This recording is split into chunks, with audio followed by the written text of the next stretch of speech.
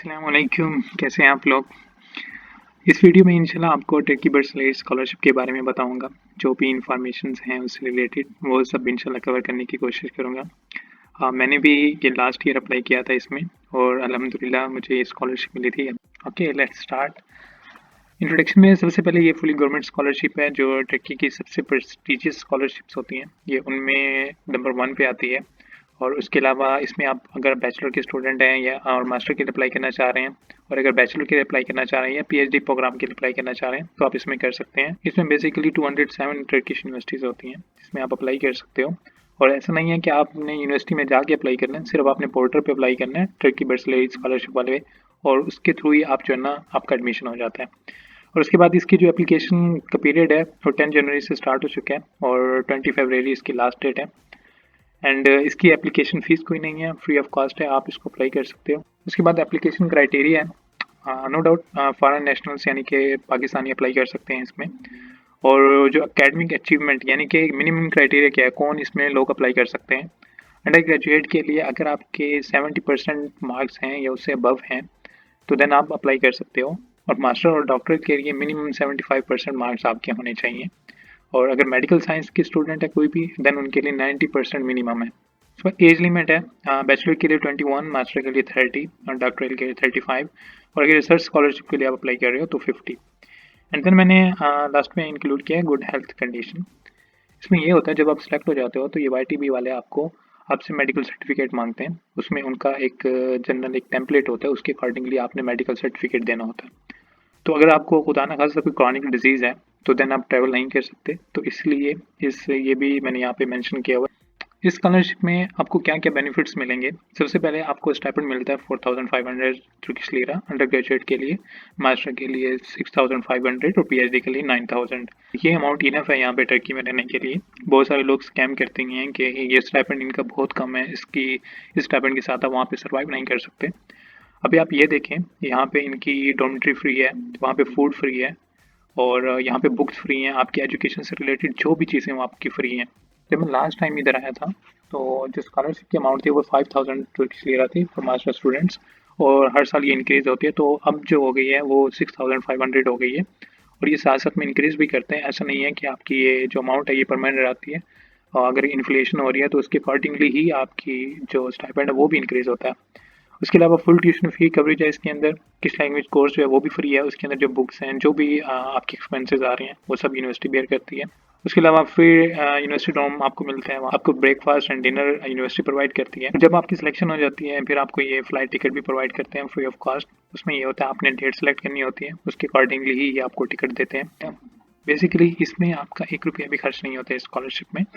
आप flight ticket provide कर रहे होते हैं आपको, आपका वीज़ा चार्जेस वो फ्री होते हैं, एंड आपका फूड फ्री होता है। इस स्कॉलरशिप का एप्लीकेशन पीरियड 10 जनवरी से 20 फरवरी तक है, और जून जुलाई में आपका इंटरव्यू होता है। इंटरव्यू स्कॉलरशिप में मस्ट है, आपको इंटरव्यू के लिए जाना पड़ता है। एंड टू बी ऑनेस्ट, अगर आपको इंटरव्यू की कॉल आ गई है देन 80 to 90% चांस है कि आपकी सिलेक्शन हो गई है। बिकॉज लास्ट टाइम जब मैंने इंटरव्यू दिया था तो मेरे साथ जितने भी कैंडिडेट थे उनमें से सिर्फ एक की सिलेक्शन नहीं हुई थी, बाकी सबकी सिलेक्शन हो गई थी। तो 80-90% कह सकते हैं कि उनकी सिलेक्शन हो जाती है जिनको इंटरव्यू की कॉल आती है। अगस्त के स्टार्ट में ये रिजल्ट्स अनाउंस कर देते हैं। देन आपको टर्की एम्बेसी से डॉक्यूमेंट्स वेरीफाई करवाने पड़ते हैं। रिक्वायर्ड डॉक्यूमेंट्स आपके पास कोई आइडेंटिटी डॉक्यूमेंट यानी कि आईडी कार्ड और पासपोर्ट होना चाहिए, फोटोग्राफ होने चाहिए, नेशनल एग्जाम यानी कि गेट वगैरह अगर कोई इस तरह का टेस्ट है और उसमें अच्छे मार्क्स हैं देन ये आप उसको अपलोड करो। अगर 50-60 राउंड अबाउट इस तरह के हैं तो उसमें अपलोड करने की ज़रूरत नहीं है, वो एक नेगेटिव में ही जाएगा। उसके अलावा आपके पास ग्रेजुएशन सर्टिफिकेट होना चाहिए, ट्रांसक्रिप्ट होनी चाहिए। इंटरनेशनल एग्ज़ाम अगर GRE, GMAT, SAT कोई भी इंटरनेशनल एग्ज़ाम है तो वो आप उसको भी अटैच कर सकते हो। लैंग्वेज टेस्ट में टोफल अगर आपके पास है तो आप उसको भी अटैच कर सकते हो। अगर आपके पास आइल्स है उसको भी कर सकते हो, वो आपकी एप्लीकेशन को बूस्ट कर सकता है।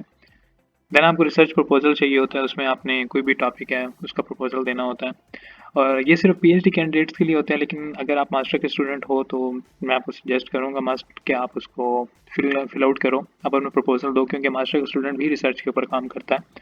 लास्ट टाइम मैंने भी अपनी फील्ड से रिलेटेड प्रपोजल दिया था, और नेक्स्ट वीडियो में मैं उसके बारे में ही डिस्कस करूँगा। नेक्स्ट एप्लीकेशन प्रोसेस, उसमें सबसे पहले आपने ऑब्वियस है क्रिएट अकाउंट करना है। देन आपने इन्फॉर्मेशन इंसर्ट करनी है, यूनिवर्सिटी चूज़ करनी है, और डॉक्यूमेंट्स आपने अपलोड करने हैं, और फाइनली आपने सबमिट कर देने। एंड प्रोग्राम सिलेक्शन में ये होता है कि आपने अपनी यूनिवर्सिटी को रिसर्च आउट करना है जिस आप यूनिवर्सिटी में आप अप्लाई करना चाह रहे हो, क्योंकि वहाँ पर आपसे प्रेफरेंसेस पूछते हैं यूनिवर्सिटीज़ की, तो उसके अकॉर्डिंगली ही आपकी सिलेक्शन होती है। लेट से अगर आपने एक यूनिवर्सिटी को टॉप पर रखा है तो मैक्सिमम चांसेस हैं कि आपके सिलेक्शन अगर हो रही है तो उस यूनिवर्सिटी में हो, अगर उसमें नहीं होती तो देन आपकी नेक्स्ट जो आपकी प्रेफरेंस थी उसमें आपकी सिलेक्शन हो जाएगी। जब भी आप यूनिवर्सिटी सेलेक्ट कर रहे होंगे उसमें आपने 3 चीज़ों पर मस्ट फोकस करना है। अगर आप इंग्लिश स्टार्ट प्रोग्राम में अप्लाई कर रहे हो तो ऑब्वियस है यूनिवर्सिटी को टोफल या जीआरई या दोनों ही चाहिए होंगे। अगर आपके पास टोफल और जीआरई है तो उसमें कितना मिनिमम स्कोर रिक्वायर्ड है यूनिवर्सिटी को, ये चीज़ आपने मस्ट चेक कर लेनी है। लेकिन आपको ये चेक करने के लिए यूनिवर्सिटी की वेबसाइट पे नहीं जाना। जब आप अप्लाई कर रहे होगे पोर्टल पे तो वहाँ पे ही ऑलरेडी ये सब चीज़ें मेंशन होती हैं कि अगर इस यूनिवर्सिटी में अप्लाई कर रहे हो और वो इंग्लिश स्टार्ट प्रोग्राम है तो उसको उस यूनिवर्सिटी को टोफल का इतना और जीआरई का इतना स्कोर चाहिए होगा। सेकेंडली, जिस भी यूनिवर्सिटी में आप अप्लाई कर रहे हो उसमें जो आपका प्रोग्राम है वो आपके एकेडमिक बैकग्राउंड से अलाइन करना चाहिए। थर्ड, आपने यूनिवर्सिटी की रैंकिंग चेक करनी है ओवरऑल, और कोशिश करें जिन यूनिवर्सिटीज़ की रैंकिंग अच्छी है उनको आप फर्स्ट प्रायोरिटी पे रखें। देन लेटर ऑफ इंटेंट, ये काफ़ी इंपॉर्टेंट डॉक्यूमेंट है। इसमें आप अपने आप को एक्सप्रेस करते हो, अपने फ्यूचर प्लान्स बताते हो, और ये आपकी स्कॉलरशिप विन करने के चांसेस काफ़ी इंक्रीज कर देते हैं। लेटर ऑफ इंटेंट में सबसे पहले आपने अपने एकेडमिक के बारे में बताना होता है। अगर आपके पास कोई अचीवमेंट्स हैं तो वो मेंशन करनी होती हैं। एंड इसमें ये बताना होता है जो भी आप इंटरनेट प्रोग्राम में अप्लाई कर रहे हो वो किस तरह से आपकी जो प्रीवियस रिसर्च है या स्टडी है उसके साथ अलाइन करता है। फ्यूचर प्लान्स के बारे में आपको बताना होता है, यानी आपने long term goals, short term goals, इनके बारे में डिस्कशन करनी होती है। देन आपने पर्सनल क्वालिटीज़ बतानी होती हैं, उसमें आपकी कोई भी अचीवमेंट्स हैं, एकेडमिक्स हों या आपकी नॉन करिकुलर एक्टिविटीज़ में कोई अचीवमेंट्स हो वो भी आप मेंशन कर सकते हो। रिसर्च प्लान एंड प्रपोजल, ये पीएचडी कैंडिडेट्स के लिए होता है, लेकिन आई थिंक जो मास्टर के कैंडिडेट्स हैं उनको भी फिल आउट करना चाहिए। इसमें ये बेसिकली 6 क्वेश्चंस हैं, इनका आंसर देना होता है। उसके बाद टिप्स हैं कुछ। सबसे पहले आपने बिफोर डेडलाइन अप्लाई करना है, जितनी जल्दी हो सकता है आपने अप्लाई करना है। डॉक्यूमेंट्स आपने रेडी करने हैं, और लेटर ऑफ इंटेंट काफ़ी स्ट्रॉन्ग लिखना है, इसलिए मैंने उसको हाईलाइट कर दिया है। आपने कोशिश करनी है जो भी टाइम स्पेंड करना है वो लेटर ऑफ इंटेंट पे करना है। वो किस तरह से राइट अप करना है वो मैं नेक्स्ट वीडियो में इंशाल्लाह आपको बताऊंगा। ऐसा नहीं होता कि आप चैट जीपीटी से इंफॉर्मेशन लेके आप लेटर ऑफ इंटेंट लिख लेते हो और सेंड कर देते हो। बेसिकली उसकी कोई वर्थ नहीं है। चैट जीपीटी जस्ट आपको जनरल लेटर ऑफ इंटेंट लिख के दे सकता है, लेकिन वो कोई भी आपको नोवल आइडियाज़ नहीं देता। तो बेटर यही है कि आप खुद ही उसको सर्च आउट करो, और मैं आपको मेथड एक्सप्लेन करूँगा नेक्स्ट वीडियो में इंशाल्लाह। देन चूज़ प्रोग्राम वाइजली, ये जो पॉइंट है बहुत ही इंपॉर्टेंट है। आपने जो भी यूनिवर्सिटी सेलेक्ट करनी है, जो भी प्रोग्राम सेलेक्ट करना है वो आपने सोच समझ के करना है, क्योंकि उसकी प्रेफरेंसेस की बेस के ऊपर आपका एडमिशन हो रहा होता है। अगर आपकी स्कॉलरशिप उस प्रोग्राम में कंफर्म हो जाती है तो उसको देन चेंज करना नियरली इम्पॉसिबल होता है। देन जो भी आपके डॉक्यूमेंट्स हैं उनकी जो आप पिक्चर्स ले रहे हो वो काफ़ी क्लियर होनी चाहिए। हर चीज़ को डबल चेक कर लें। अक्सर ये होता है कि आप सही तरह से एप्लीकेशन को फिल ही नहीं करते। बेसिकली जो फ्री फंडेड स्कॉलरशिप्स होती हैं उसमें काफ़ी कैंडिडेट्स अप्लाई कर रहे होते हैं, एंड अक्सर कैंडिडेट की रिजेक्शन इस बेसिस पे होती है कि उन्होंने जो एप्लीकेशन फॉर्म होता है वो प्रॉपर्ली फिल नहीं कर पाते, इस वजह से उनकी रिजेक्शन हो जाती है। बाद में वो कैंडिडेट कहते हैं कि हमारी इतनी स्ट्रॉन्ग प्रोफाइल थी उसके बावजूद भी हमें रिजेक्शन आई है। सो इन चीज़ों को आपने डबल चेक क्लास में करना है।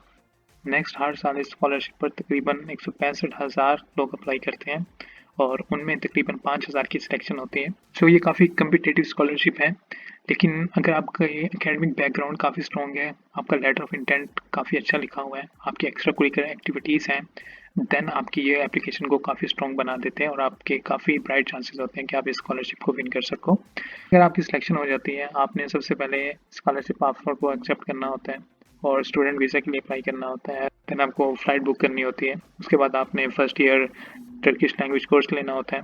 लास्टली, अगर आपको कोई भी ऑफिशियल इन्फॉर्मेशन चाहिए तो जो भी उनके वाईटीबी के ऑफिशियल प्लेटफॉर्म्स हैं ऑनलाइन वो मैंने यहाँ पे मेंशन कर दिए हैं।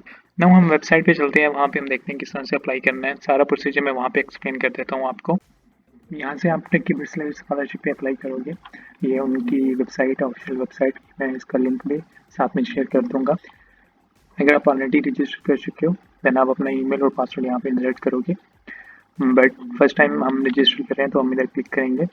देन यहाँ पे name, middle name, sir name और ये जेंडर, डेट ऑफ बर्थ, ये आपने फिल आउट कर लेने हैं।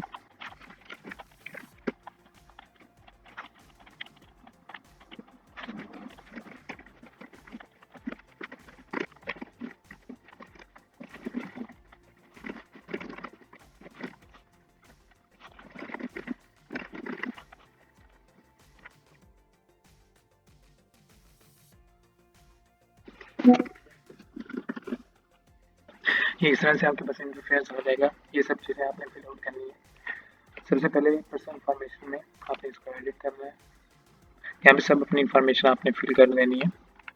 ठीक है,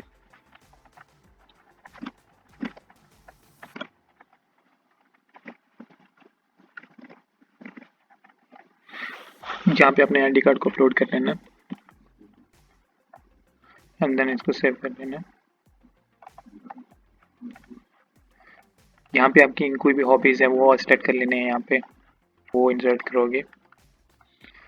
देन फैमिली इंफॉर्मेशन, यहाँ mother name, father name, number of siblings, ये इंफॉर्मेशन सारी आपने इंसर्ट कर देनी है और ये रेंज सेलेक्ट कर लेनी है।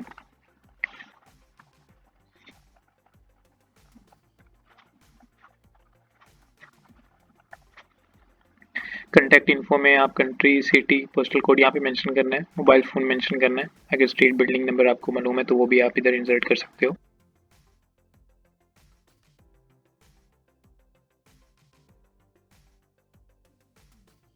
देन अगर सोशल मीडिया पे आप कोई भी प्लेटफॉर्म यूज़ करते हो उसका भी आप लिंक यहाँ पे प्रोवाइड कर सकते हो। उसके बाद एजुकेशन इन्फॉर्मेशन, सबसे पहले आपने मैट्रिक की इन्फॉर्मेशन इंसर्ट करनी है, देन सेकेंडरी स्कूल की, देन बैचलर डिग्री, अगर एसोसिएट डिग्री है आपके पास तो उसकी इन्फॉर्मेशन। अगर आप मास्टर के लिए अप्लाई कर रहे हो तो बैचलर डिग्री की इन्फॉर्मेशन डालनी है, और अगर पीएचडी के लिए कर रहे हो तो post graduate, bachelor, high school और मिडिल स्कूल, इन चारों की इन्फॉर्मेशन यहाँ पर इंसर्ट करनी है। यहाँ पे कंट्री, सिटी, स्कूल, स्टेटस, ये ग्रेजुएट टाइप, ये सारा फिल आउट कर लेना है।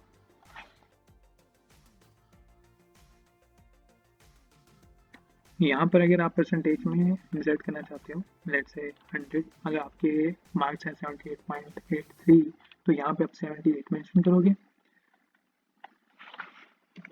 और यहाँ पे आप 83 मेंशन करोगे। तो इनका मतलब है 83, इसका मतलब ये है कि 78.83 मार्क्स हैं आपके। और अगर आपकी फर्स्ट पोजीशन है देन आपने मेंशन कर देने यहाँ पे, अगर नहीं है तो इसको आपने नो ही रहने देना। इसी तरह से हाई स्कूल की,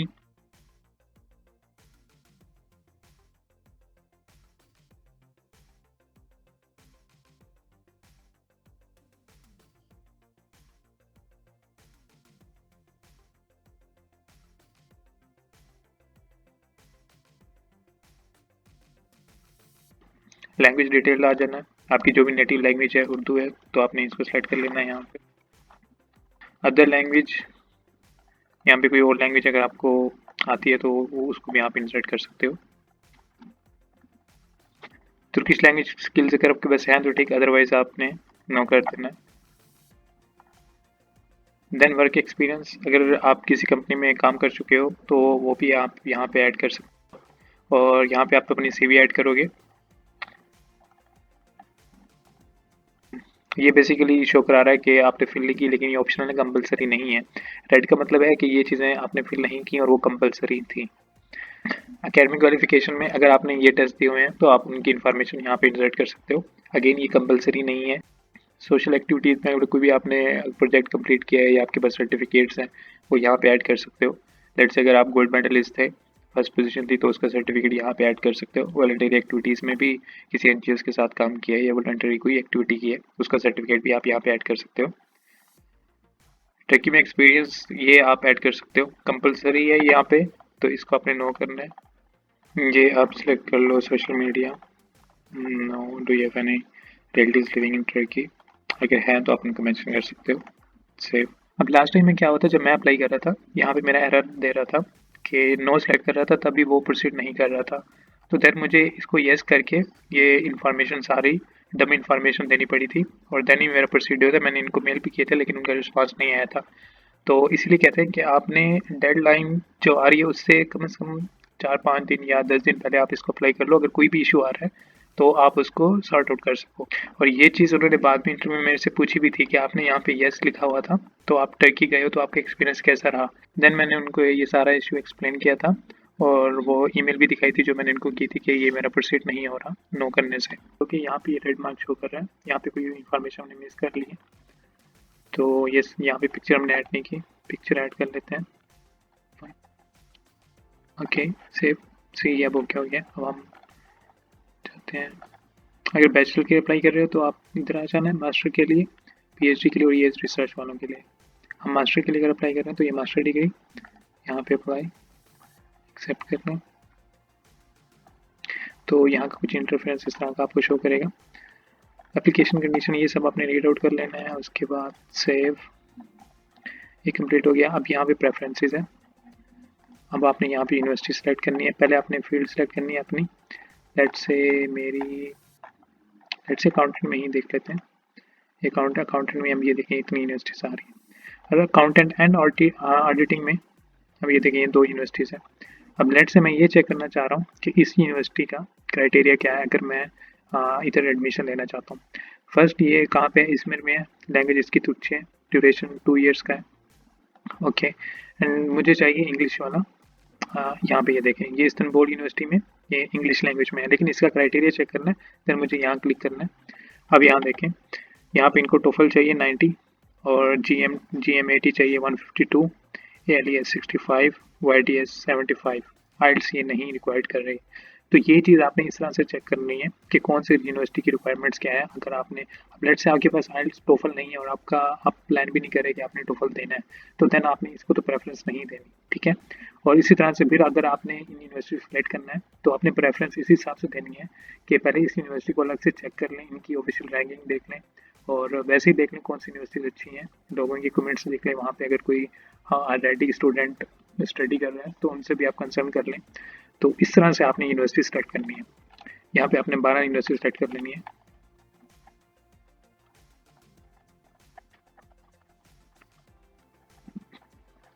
मैंने भी 4 सेलेक्ट किए हैं, लेकिन आपने 12 पूरी कंप्लीट सेलेक्ट करनी है। जो उसका प्रोसीजर है वो मैंने बता दिया। देन एग्री कर देना है, सेव, प्रेफरेंस सेव होगी। उसके बाद ये लेटर ऑफ इंटेंट, इसके बारे में मैंने आपको बताया था, ये आपने फिल आउट कर लेना है और ये वो क्वेश्चंस जो मैंने वहाँ मेंशन किए थे। देन इंटरव्यू लोकेशन आपने सेलेक्ट कर लेनी है। देन यहाँ पे रेफरेंस इंफॉर्मेशन आपने देनी है, प्रोफेसर के name, sir name, phone number, email, company, ये सब चीज़ें ऐड कर देनी है।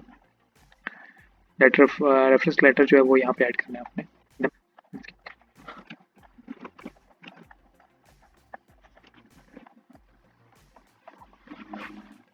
Then summary of application. अब लेटर ऑफ इंटेंट नहीं हमने फिल किया तो इसी वजह से ये रेड शो कर रहा है, तो ये समरी ऑफ एप्लीकेशन की तरफ मूव नहीं कर रहा। आप इसको यहाँ पे एडिट भी कर सकते हैं। यहाँ पे तो लेटर ऑफ इंटेंट थोड़ा बहुत लिख लेते हैं।